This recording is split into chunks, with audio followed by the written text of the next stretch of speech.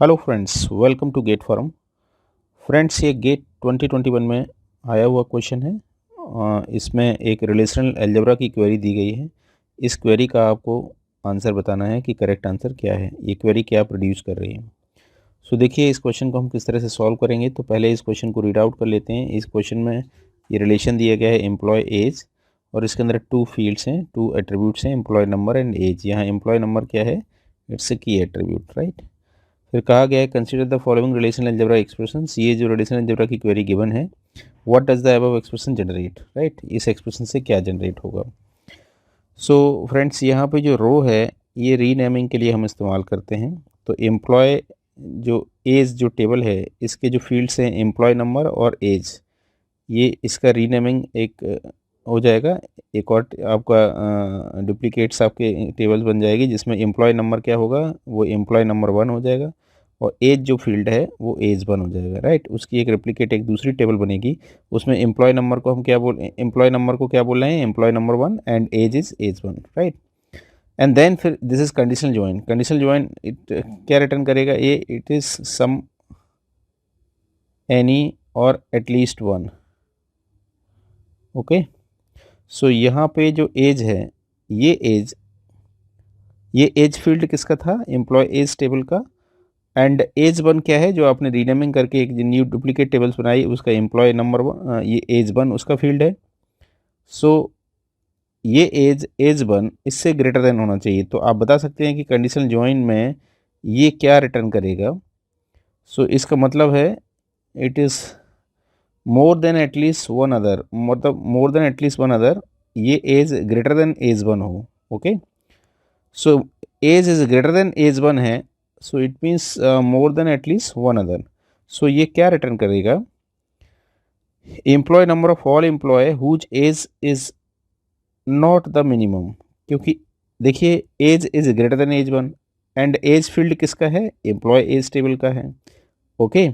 And हम क्या निकाल रहे हैं, एम्प्लॉय नंबर। एम्प्लॉय नंबर किसका फील्ड है, एम्प्लॉय नंबर एम्प्लॉय एज इसका ये फील्ड है, और एज ग्रेटर देन एज 1 है। सो आप देख सकते हैं it is very simple query. ये क्या फाइनली रिटर्न करेगा, employee number of all employee whose age is not the minimum. So answer is D. Okay friends, so इस तरह से इस क्वेश्चन को हम सॉल्व करेंगे। Okay. Hello friends, welcome to GATE forum. Friends, GATE 2021 का question है, ये डीबी में से आया हुआ क्वेश्चन है। इस क्वेश्चन में ये एक्चुअली प्रोबेबिलिटी का कॉन्सेप्ट यूज हो रहा है। सो चलिए देखते हैं इस क्वेश्चन को हम किस तरह से सॉल्व करेंगे। ये क्वेश्चन कह रहा है a relation A B in relation database has 1200 tuples. The attribute A has integer value ranging from 6 to 20। A की रेंजिंग 6 to 20 है। B has integer value ranging from 1 to 20, right. Assume that the attribute A and B are independently distributed. The estimated number of tuples in the output, इसमें कितने estimated number of tuples होंगे। तो friends, आप देख सकते हैं ए value range from 6 to 20। A की range क्या है, 6 to 20 है। तो कितनी डिस्टिंक्ट वैल्यू होंगी ये कितनी डिस्टिंक्ट वैल्यू होंगी 6 to 20। आप देखेंगे 15 distinct value. Okay, fine. And B value range from 1 to 20। B की रेंज 1 to 20 है, तो ये कितनी डिस्टिंक्ट वैल्यू होंगी बी के लिए, it's 20 distinct value. Okay, now probability of first condition, probability of this first condition ये क्या होगी, and probability of this second condition क्या होगी। सो ये फर्स्ट कंडीशन लिखा है, second condition. So now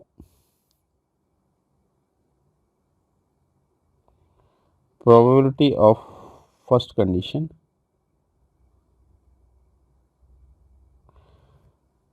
satisfied,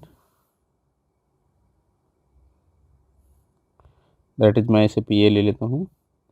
P A equals to what, क्या होगा।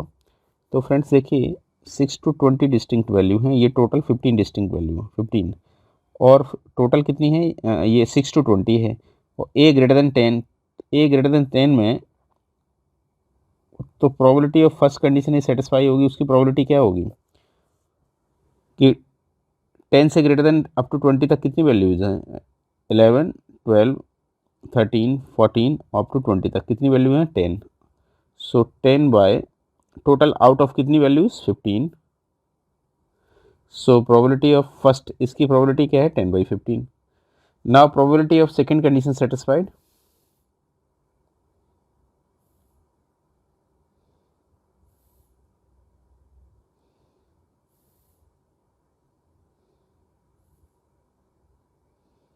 Second condition means this condition, right?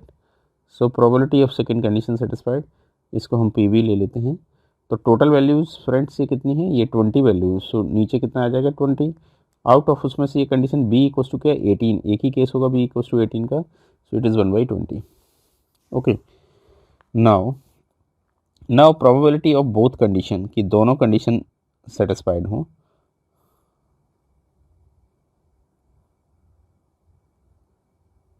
Probability of both condition satisfied, P A intersection of B.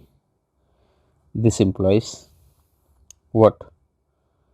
It is 10/15 into P A cross P B 1/20. Why so?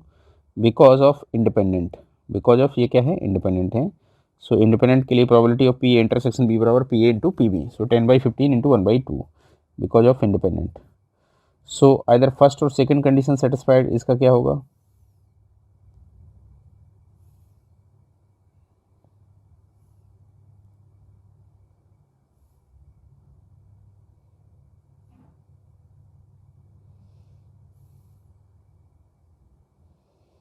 This P A union B, and now P A union B equals to what? It's P A plus P B minus P A intersection of B.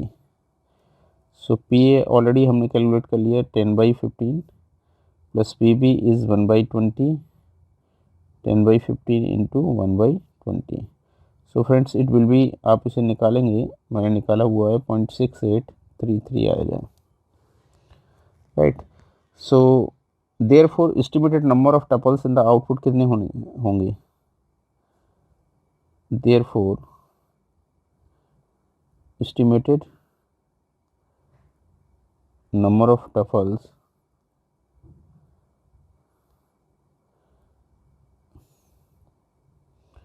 in the outputs equals to 1200 into 0.6833. So it will be 820. ये आ जाएगा 819.96. So it will be 820. Okay. 819.96 आएगा 819.96. So it will be 820. So answer is 820. It will be 820. 820 the answer. Okay friends. So इस तरह से हम इस question को solve करेंगे. Okay. Hello friends, welcome to GATE forum. Friends GATE 2021 का question है, थियोरेटिकल क्वेश्चन है. It is very simple question and database के अंदर रिकवरी वाले पार्ट से ये क्वेश्चन आ रहा है. तो इस क्वेश्चन में पूछा क्या गया है, सपोज ये database system crashes again while recovering from the previous crash. Assume check pointing is not done by the database either during the transaction or during recovery. Which of the following statement is are correct?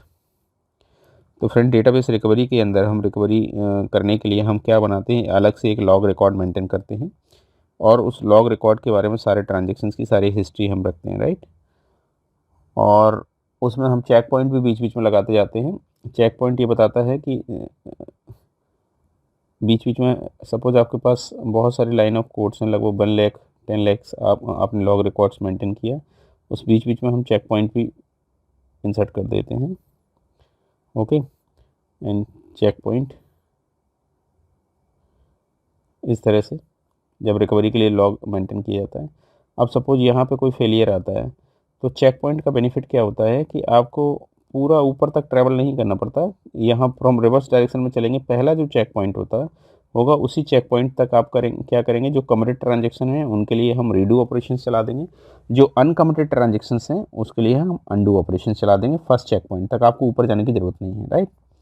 लेकिन अगर आप check point नहीं लगाते हैं और ये check point आपने नहीं लगाया, सारे ट्रांजेक्शन आपने पूरा लॉग हिस्ट्री ये पूरा मेंटेन कर लिया और सपोज यहाँ क्रैश होता है तो ये पूरा अप टू कंप्लीट ऊपर तक पूरा सारे इंस्ट्रक्शन को चेक करेगा और उसमें देखेगा क्या ये कमिटेड ट्रांजेक्शन है। If it is committed then redo operation, if it is uncommitted then undo operations को परफॉर्म करेगा। तो चेक पॉइंट का बेनिफिट यही है कि जहाँ तक आपने चेक पॉइंट लगा दिया उसके ऊपर अब आपको नहीं जाना होता है, राइट। पूरा कंप्लीट रोल बैक नहीं करना है। यहाँ पे आप कंप्लीट पूरा ऊपर तक बॉटम तक जाएंगे और देखेंगे सारे ऑपरेशंस को, कमिटेड को रीडू और अनकमिटेड को अनडू ऑपरेशंस में परफॉर्म कर देंगे, राइट। सो ये क्या कह रहा है, suppose database system crash again while recovering from the previous crash, right. Assume checkpointing is not done by the database either during the transaction or during recovery. Which of the following statement is correct? Okay so friends, आपने check point इसमें नहीं लगाया है और आप recovery कर रहे थे, अगेन क्रैश हो गया, तो आपको फिर से यही लिस्ट को पूरा आप देखेंगे, कमिटेड ट्रांजेक्शन को आप रीडू कर देंगे, अनकमिटेड को आप अनडू कर देंगे। So answer it will be the system can not recovery further और transaction already done. So the same undo and redo list will be used while recovering again. Yes, correct friend, answer क्या होगा इसका? C. The same undo and redo list will be used while recovering again. Right? यही list आप use करेंगे और committed को redo और uncommitted को undo ऑपरेशन चला देंगे। Okay friends. सो फ्रेंड्स, इस तरह से इन क्वेश्चन को हम सॉल्व करते हैं। So thank you so much. Hello friends, welcome to GATE forum. Friends, ये लॉसलेस और लॉसी का क्वेश्चन है, डिकम्पोजिशन का क्वेश्चन है बेसिकली, और गेट 2021 में आया हुआ क्वेश्चन है। इट्स वेरी सिंपल क्वेश्चन, बस लेंदी है कि आप इसको किस तरह से आप सॉल्व करेंगे। तो चलिए देखते हैं कि कैसे ये सॉल्व होगा। तो क्वेश्चन में कहा गया है कंसीडर द रिलेशन आर, जिसके अंदर ये एट्रीब्यूट्स दिए गए हैं। Which of the following functional dependencies, ये जो सेट है ये एफडीज का सेट है, फंक्शनल डिपेंडेंसीज का सेट है, राइट। फिर कहा गया है consider the decomposition of R into a constituent relation according to the following two decomposition schemes. ये एक D1 डिकम्पोजिशन है, D2 decomposition, right. So what about true, मतलब D1 और D2 के बारे में आपको बताना है कि क्या इसमें से ट्रू है। सो फ्रेंड्स, ये R1 को डिवाइड किया गया है, मैं इसको R1 ले लेता हूँ, दिस R को R1, this is R2, R3 and R4। Similarly this is R1, इसमें R2, R3 एंड R4। तो पहले हम D1 डिकम्पोजिशन के बारे में देखते हैं, फिर D2 के बारे में चेक कर लेंगे, राइट। सो D1 डिकम्पोजिशन, D1 डिकम्पोजिशन के अंदर R1 के अंदर जो एट्रीब्यूट्स हैं like P, Q, ST and R2 के अंदर P, T and X and R3 QY and R4 by Z and W। अब देखिए हम इसको किस तरह से करते हैं। अगर ये सिंपली टू रिलेशन में डिवाइड होता तो आप सिंपली चेक कर लेते R1 intersection R2, this implies R1 minus R2 और R2 minus R1 is belongs to F plus, right. But यहाँ मल्टीपल रिलेशंस में डिवाइड हुआ है तो हम किसको किस तरह से करते हैं, हम एट्रीब्यूट, ये जो रिलेशंस हैं इनको मर्ज करते हैं। मर्ज किस बिहाफ पे करेंगे कि कुछ एट्रीब्यूट कॉमन होना चाहिए और common attribute is a super key of either R1 और R2 रिलेशन, राइट। आप कैसे मर्ज करेंगे कि आप इन दोनों को मर्ज करेंगे तो मर्जिंग की कंडीशन ये है कि कुछ एट्रीब्यूट इसमें से, सेट ऑफ एट्रीब्यूट है, सिंगल एट्रीब्यूट कुछ कॉमन होना चाहिए और जो कॉमन पार्ट है वो सुपर की होना चाहिए आइदर R1 या R2 रिलेशन की, जिनको भी आपने मर्ज किया है, राइट। सो देखिए R1 और R2 को क्या मर्ज किया जा सकता है, कुछ कॉमन आ रहा है इन दोनों में। यस, इन दोनों के अंदर क्या कॉमन है, PT is A common part. So PT अगर कॉमन है तो क्या PT सुपर की बन सकता है। PT का क्लोजर अगर हम निकालेंगे सो PT के क्लोजर से आपको क्या मिलेगा, एंड P से YX आ गया, PT के क्लोजर से आपको डेफिनेटली आपको X मिल जाएगा, राइट, PTX और भी मिलेगा बट वो एट्रीब्यूट इसके अंदर नहीं है R1 R2 में, तो उसको हम छोड़ देंगे, उसको नहीं लिखेंगे। So definitely PT is a super key of R2 relation, so definitely you can merge, perfectly you can merge R1 R2। So R1 R2 को जब आपने मर्ज किया तो R12 रिलेशन और एट्रीब्यूट क्या हो जाएगा, दोनों के एट्रीब्यूट का यूनियन। सो दोनों के एट्रीब्यूट का यूनियन क्या रिजल्ट आया, PQ ST X, fine. Now क्या R3 R4 को मर्ज किया जा सकता है,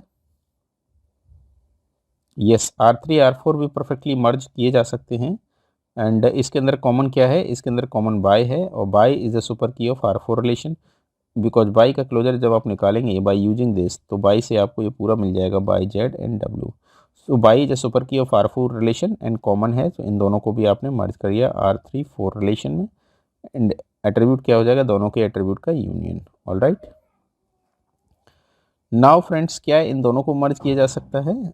क्या दोनों में कॉमन है कुछ? अगर कॉमन होगा तो मर्ज किया जा सकता है। यस, इन दोनों के अंदर कुछ कॉमन है।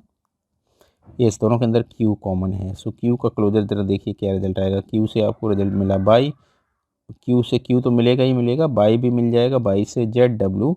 यस, इस R3 4 रिलेशन की सुपर की है ये, सो परफेक्टली आप इनको मर्ज कर सकते हैं। फाइन, सो आपने R1 2 3 4 मर्ज किया और एट्रीब्यूट का यूनियन क्या रिजल्ट आया, PQ ST XY Z and W, और इसकी की क्या हो गया, Q इज जो बाई ZW। Q इससे आपको जो कॉमन पार्ट था वो इसकी सुपर की, तो आपने इन दोनों को मर्ज कर दिया। अब फ्रेंड्स हम आउटपुट में देखते हैं कि अगर सारे रिलेशन मर्ज होकर सिंगल रिलेशन में अगर कन्वर्ट हो जाते हैं तो ये क्या है, लॉसलेस डिकम्पोजिशन है। यस, सभी n नंबर ऑफ रिलेशन को मर्ज करके आपने सिंगल रिलेशन में कन्वर्ट कर दिया, so it is lossless joint decomposition. Okay, so D1 is lossless. D1 कैसा है, इट इज लॉसलेस। ना व्हाट अबाउट D2, तो D2 के बारे में भी अब हम चेक कर लेते हैं। राइट, सो चलिए अब D2 के बारे में देखते हैं।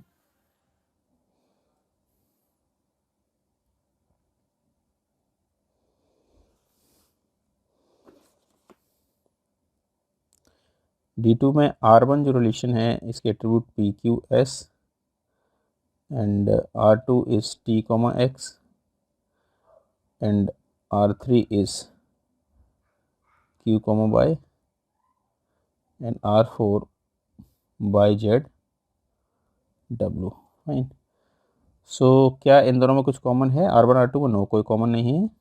R2 R3 में कोई कॉमन है? नो, कोई कॉमन नहीं। R3 R4 में कॉमन है? यस, कॉमन है। क्या इनको मर्ज किया जा सकता है? कॉमन एट्रीब्यूट क्या की है? यस, कॉमन इसके अंदर बाई है। बाई का क्लोजर, बाई के क्लोजर में क्या आ जाएगा, by ZW। By using this FD का सेट, आप इससे निकालेंगे क्लोजर तो आपको मिल जाएगा। तो परफेक्टली आप इनको मर्ज कर सकते हैं क्योंकि कॉमन एट्रीब्यूट सुपर की है किसी एक रिलेशन की। तो R3 4 आपका मर्ज हो गया और R3 4 मर्ज होके QY ZW आपका बन गया, दोनों के एट्रीब्यूट का यूनियन। फाइन,